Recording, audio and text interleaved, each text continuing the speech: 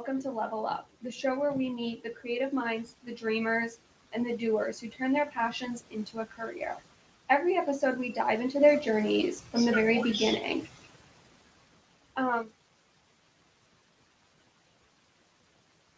Today, we have a truly special person. He's a music producer, a DJ, and a creative soul who brings emotion to life through his music.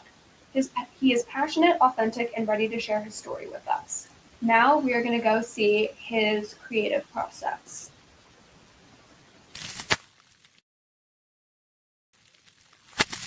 When I make music, it feels like I'm chasing something I've lost, or maybe something I've never had. Every time I sit down to create, it's like going fishing in the dark. You never really know what you're going to pull up. Sometimes it's going to be nothing, and sometimes it's going to be gold. And there's this strange balance between control and accident, like the track already exists somewhere, and I'm just trying to catch it before it slips away. You try a sound, a rhythm, a texture, and by pure chance, something clicks. That moment of serendipity, that's what keeps me hooked. It's not about perfection, it's more about exploration and about following the spark wherever it leads. And even when the song doesn't come together, it never feels wasted. Every failed idea teaches you something about the next one. And in the end, the process is the point. That quiet chaos, that space between what you hear and what you imagine, that's where the real art lives.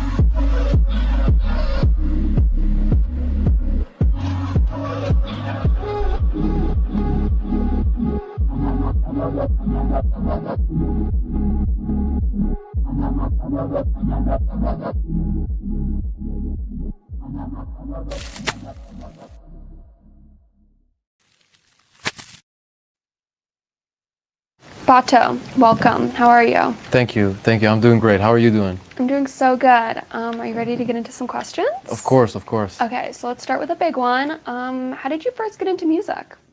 I first got into music. It was like when I was 13 in 7th grade. I was watching YouTube a lot and like playing video games and stuff. And I was watching this guy on YouTube who made like parody music videos where he was rapping about a video game or something. Mm-hmm. And one day he uploaded a video where he taught people how to make beats in FL Studio. And I saw that video and I basically tried downloading the program for myself. And I tried making some music. And I made something, and then I brought it to school the day after and showed my friends, and people were like, wow, that's so cool. And since then I was kind of hooked on making music. Yeah, that's so cool. And would you say that you were always drawn to music, or was it kind of this moment when you were like, oh, this is something that I can do? Yeah, it's been like growing over the years. So It started with that moment, and then as I kept going, I felt like, I was discovering all these cool techniques and these new music genres, and my love for the craft sort of just grew with the years, honestly. Mm-hmm. And would you say you can remember a time when you realized that music was like no longer a hobby and something that you were going to pursue as a profession? Yeah, I think it was around when I was like 16 or 17. I was just having so much fun and enjoying it so much. I had like this. I've had these moments where I've like had a flow zone, a state of mind where I'm like losing myself in the process, and I feel like after that it was like that's when it really hit me, and I started like doing it more like a life commitment Yeah. instead of just like a hobby. Mm-hmm. And so let's go back to the very early days of you being a producer. What was the first like piece of gear or software that you ever used? The first piece of software I ever used was FL Studio, and the first piece of gear that I bought was probably some studio headphones and then my studio monitor. So those are like the first gear stuff I bought for my studio. And are these things that you still use today? Not the headphones, no, but I do still have my speakers. So I'm using them to this day, and they're still holding up. Yeah. And are there any pieces of gear or software that you would recommend people starting out in the music industry use? Ooh, yeah. There's actually some headphones by Audio Technica. It's called, I don't actually remember the model name, to be honest. I think it was M50X, Audio Technica M50X. I feel like those are like a really good pair of headphones for the starting price. Yeah. And who was your biggest inspiration back then? I feel like my first biggest inspiration was probably Daft Punk. I remember seeing them when I was like 5 years old or something on the TV, and I was just so amazed by the music videos and the sound and everything. And I feel like that started to like build a seed in me that grew over the years. That's why I'm making a lot of house music these days. But some other honorable mentions are like Mr. Carmack. I feel like he did a lot for the music scene. I'd also like to shout out Mo Vibes and Herzeloid. I feel like they're also really, really talented producers. Yeah. And does that still stay true today, or as your music develops, do you find new inspirations? Of course, always. Like I'm always on the lookout for new music or new music and new artists pushing the boundaries to inspire myself. So yeah, I do have a lot of those. Okay, and we are gonna be back in a minute. We're gonna go see a clip of Bato's behind the scenes in his lifestyle.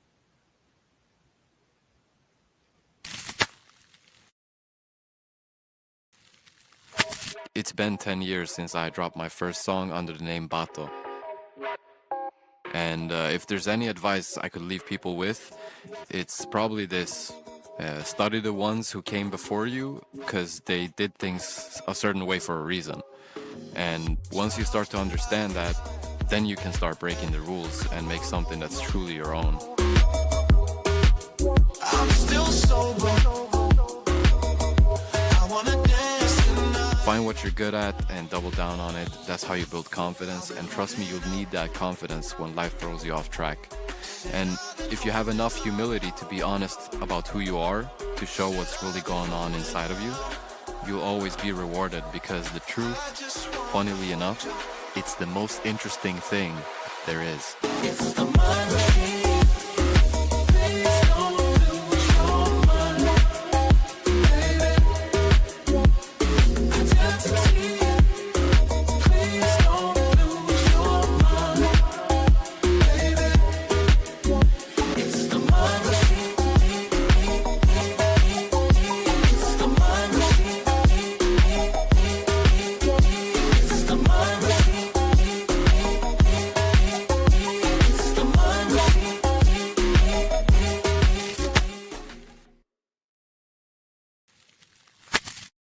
Welcome back, Bato. Thank you. So let's get into some more questions. Yes. You have worked with many different artists over the years. Do you have a favorite part about collaborating? Yeah, I think collaborating is cool because you get to mix and mash you and another producer's sound. Like, it's different if like there's a producer who's only making music to produce, following a formula, let's say. But if you have another artist who has their own identity and their own sound, then you get an interesting, unique mix of both of the artists. So I feel like that is a great way to create new types of music. So yeah, I love that part about like also seeing the other artist's way of producing and how he maybe layers his drums or layers the chords or mixes the sounds. There's a lot of different stuff you can notice by collaborating with someone. You learn a lot by doing that. Yeah, and do you have any dream collaborations early? Ooh, dream collaborations. Yeah. I wish I could collaborate with Daft Punk. That would be so cool. Also, Tame Impala is one I really enjoy recently. Yeah, I'd say those two are like pretty cool. Mac Miller is one. If he was alive to this day, I'd definitely like. That's a dream collab for me. And where do your track ideas usually come from? They're always like random and different. Like sometimes I'll start with drums, but mostly I'll go for starting with a chord progression or some sample or sound, and then you can like one little sound can open up the entire track for me in my head. So yeah, it's something like that. Yeah, and so you just like playing around with different sounds, and then something will like hit you, and it's like, oh. Exactly. Like I mentioned in the clip we saw earlier, it's like I'm going fishing and I'm not really sure what I'm gonna catch, but I have to show up and be there, and then that's when you get to see what you're actually making. And I mean, of course, every journey has its challenges. Can you tell us about a time when things didn't go as planned? Yeah, there's this one time when it was like one of my first gigs I ever had. I was invited to go to Stockholm to play like a rave in a forest, and there was a lot of people there. And since it was my first time, I didn't really know what kind of music to play. So I was like building my set towards showing off what I listen to and what I like, and I didn't really like how do you say it, like adapt towards what the crowd might actually like. So it was a pretty big fiasco, but it was growing pains. I learned a lot from that experience. That's so cool. And here at Level Up, we love a good story. Do you have any like funny, crazy, or unforgettable moments from your career? Yeah, I mean, there's a lot of shows I've played where I've made friends that are now friends for life. So yeah, it's been interesting, like meeting people at shows, and maybe they've heard about me from someone they know or something, and just connecting with people. I feel like that's a great thing, and I enjoy that a lot. Yeah. So now we are gonna go see Bato playing a show.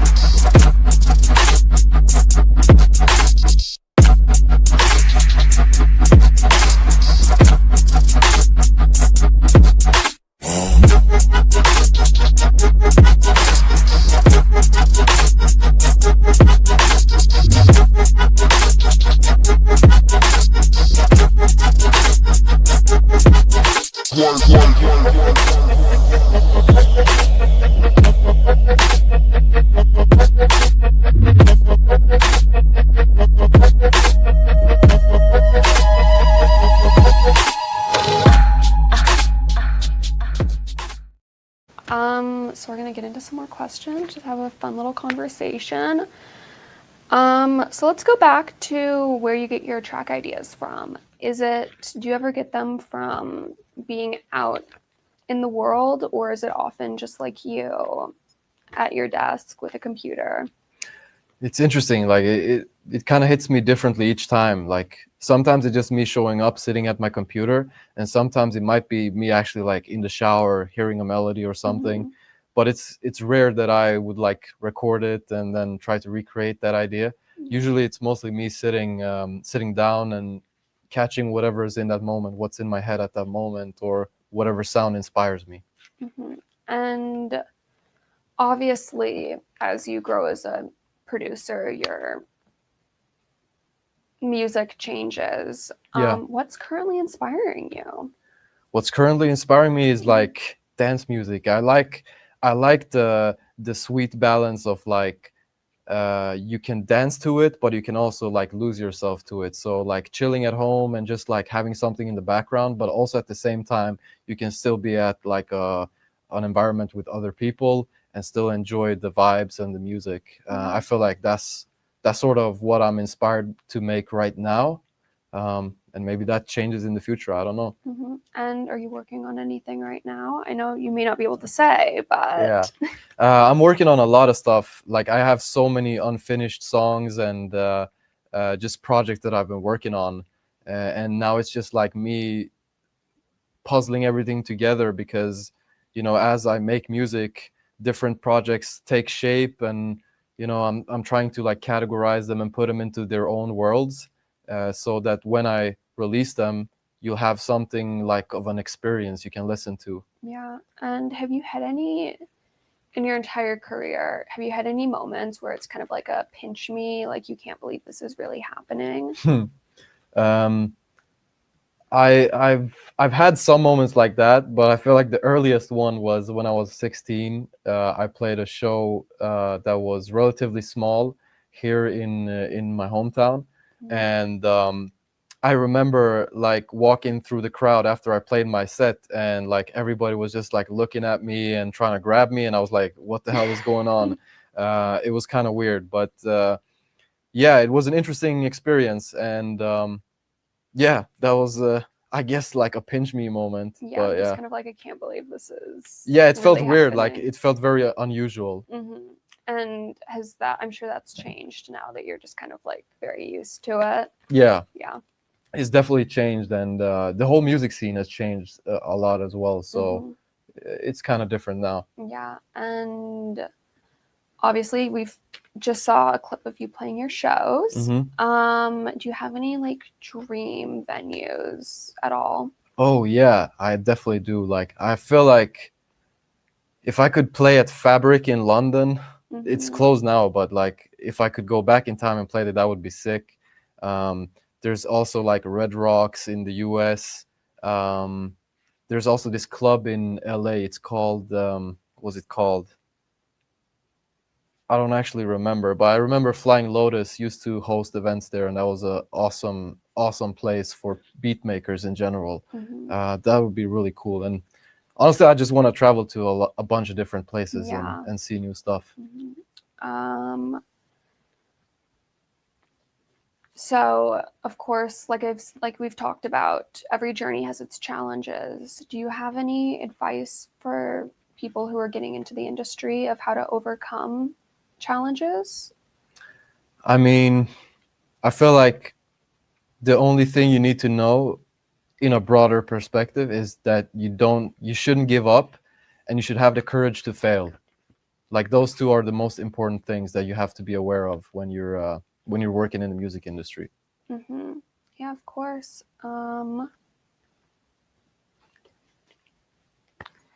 So we have. Okay, so like we've said, if you could play anywhere, I know we've already talked about this a little bit, but if you could play anywhere, like anywhere in the world, what would your like dream venue or festival be, real or not? Dream festival. I'm not really like into festivals anymore. I've been like out of the game for a bit, but I feel like any festival would be pretty cool. Like just as long as it's in another country and there's a bunch of people there and I get to play my music for them, I'm happy, honestly. It's like Coachella. Coachella would be cool. I'm not against it. No. And of course we have to ask, how did you come up with the name Bato? Bato, yeah. The name is actually from my little sister. So when I was younger, my sister used to call me Bato because it means brother in Macedonian, which is where my mother is from. So my sister used to call me Bato, and my friends sort of heard it, and then people just started calling me Bato, and then it kind of stuck. Yeah. And is your sister now just like, I gave her Yeah, a name. she's definitely taking credit for it. Shout out to Yeah. my sister. And before we wrap up, there are probably a lot of young producers and DJs out there who are watching the show right now. What is the best piece of advice that you can give someone who wants to follow in your footsteps? That's a hard question. But I would keep sticking by that you have to remember the most two important things is to have courage to fail and try to learn what other people did before you. That way you can learn what worked and what didn't work. And once you've established that, you can start breaking the rules and make something that's your own. Yes. And before we wrap up, we have a gift for you. Oh, that's so cool. Thank you. Just a thank you for being on the show with us today. Thank you. It was a pleasure.